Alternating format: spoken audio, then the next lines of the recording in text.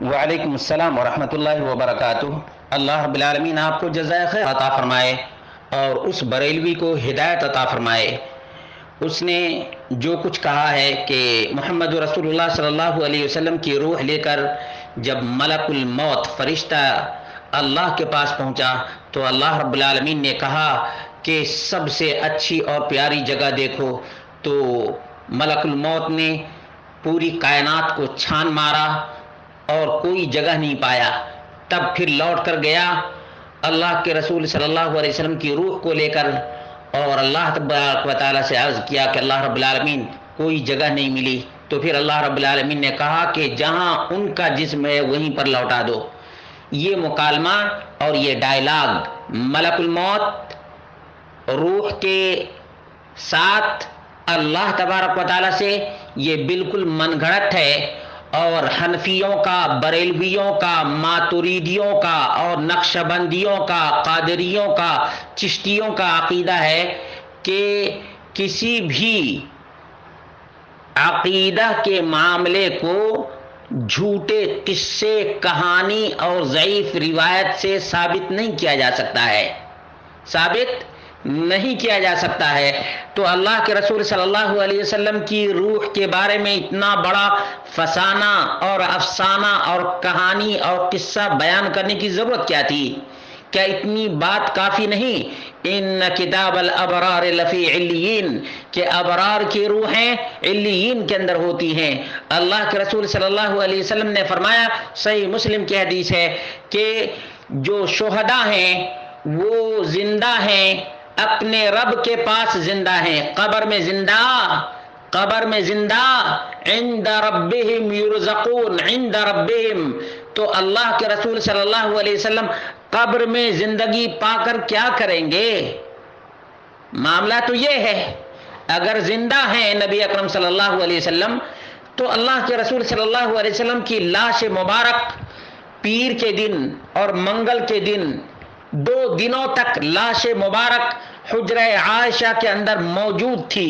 اس کے باوجود جتنے ہنگامے ہوئے، جتنے اختلافات ہوئے اور جتنے طرح طرح کی تو میں والی بات ہوئی، کون امیر بنے گا، کون خلیفۃ المسلمین بنے گا، کہاں نبی اکرم صلی اللہ علیہ وسلم کو دفنایا جائے گا، اللہ کے رسول صلی اللہ علیہ وسلم کی وراثت کیسے تقسیم کی جائے گی، اللہ کے رسول صلی اللہ علیہ وسلم کو کون غسل دے گا، اور کتنے معاملات، اتنے معاملات کہ اس وقت ان کا شمار کرنا نہایت ہی مشکل اور ڈیفیکلٹ ہے۔ اس کے باوجود اگر اللہ کے رسول صلی اللہ علیہ وسلم کی روح قبض ہونے کے بعد لوٹا دی گئی ہوتی تو پھر زندہ نبی کو کیسے امتی کے لیے سزاوار اور لائق تھا کہ وہ دفن کرتے؟ آخر موت کس کا نام ہے؟ وفات کس کا نام ہے؟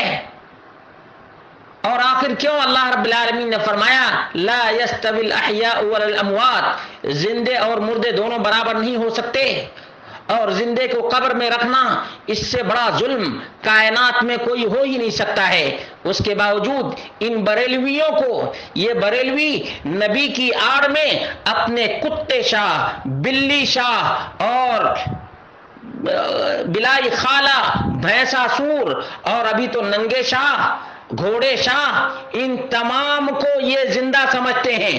اسی وجہ سے تو یہ التجا کرتے ہیں، فریاد کرتے ہیں اور استمداد کرتے ہیں، ہو نیکو نام جو قبروں کی تجارت کر کے کیا نہ بیچو گے جو مل جائیں صنم پتھر کے۔ جدید دور کے یہ صنم تراش لوگ ہیں۔